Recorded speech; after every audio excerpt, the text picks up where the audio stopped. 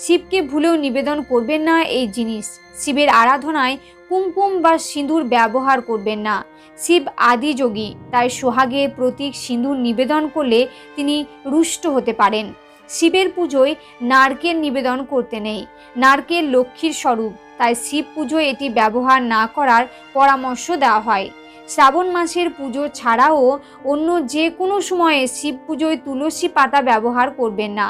তুলসীকে লক্ষ্মীর স্বরূপ মনে করা হয়। ভোলানাথকে তুলসী নিবেদন করলে ক্ষতির সম্ভাবনা থাকে।